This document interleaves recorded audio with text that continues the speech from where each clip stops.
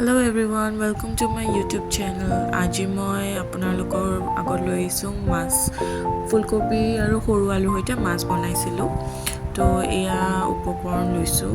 আপোনাৰ মই পিঁয়াজ লৈছোঁ, বিলাহী লৈছোঁ, আদা নহৰু পেষ্ট, আদা নহৰু আৰু জলকীয়া মই পেষ্ট কৰি লৈছিলোঁ দেই।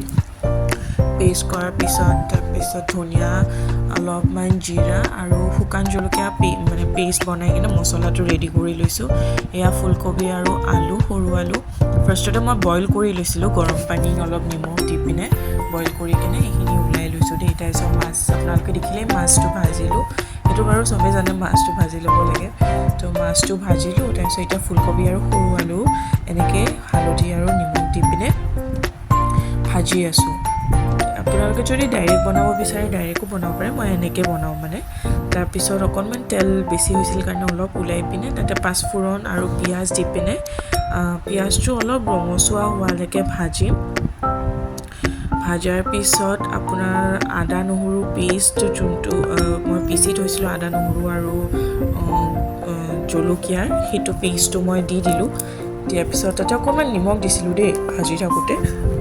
তাৰপিছত যোনটো মছলা পিচি থৈছিলোঁ, গোটা ধনিয়া, গোটা জিৰা আৰু শুকান জলকীয়া, সেইটোৱে পেষ্টটো তাতে দি পিনে ভাজিলোঁ। অলপ তেল যেতিয়া মানে ভাজা হৈছে, তেল ওলা হৈছে, তেতিয়া বিলাহী দি পিনে ভাজিছোঁ। বিলাহী দিওঁতে মই তাতে হালধি গুড়ি আৰু অকণমান সোৱাদ অনুসৰি নিমখ দি দিছিলোঁ।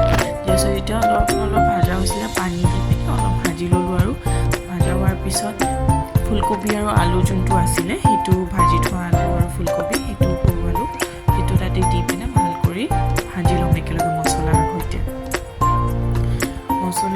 ভাজাৰ পিছত যেতিয়া লগতে এয়া মই ভেন্দিও ভাজি আছোঁ।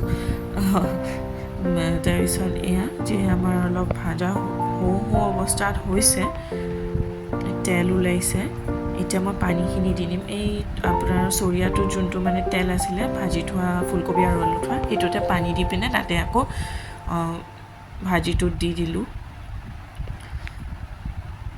এতিয়া মই গৰম পানী ব্যৱহাৰ কৰিছোঁ দেই। গৰম পানীটো দিয়াৰ পিছত উতল অহালৈকে চাব। আৰু নিমখ যদি কম হৈছে, এয়া মায়ে এতিয়া ভেন্দি ভাজা হ'ল, মায়ে এতিয়া আপোনাৰ হেৰি কৰিব, মাছৰ কণী ফ্ৰাই কৰিব পকৰি নিচিনাকৈ। এয়া উতলিছে, এতিয়া মাছখিনি দি কিনে ভালদৰে উতলাম ঝোলখিনি। তেল উপঙি আহিছে, মানে আমাৰ হওঁ অৱস্থা হৈছে আৰু আঞ্জাটো ধুনীয়া ৰং আহিছে, দেখিছে। এতিয়া মই কেঁচা জলকীয়া এনেকৈ ফালি দি এনেকৈ খাই চাব, ভাল লাগে সোৱাদটো। যেতিয়া হওঁ হ'ব নমোৱাৰ আগে মই গৰম মছলাৰে দি দিম ওপৰত। এয়া মই গৰম মছলা দিলোঁ। ধনিয়া পাত থাকে যদি আপোনালোকে ধনিয়া পাতো দিব পাৰে। মোৰ নাছিলে আজি, সেইবাবে মই ধনিয়া পাত নিদিলোঁ। এয়া মোৰ আঞ্জা ৰেডি হৈ গ'ল। আপোনালোকে বনাই চাব, খাই কেনেকুৱা পালে জনাব বনালে। ধন্যবাদ। আৰু চেনেলটো লাইক, শ্বেয়াৰ এণ্ড ছাবস্ক্ৰাইব কৰিব নাপাহৰিব। ধন্যবাদ।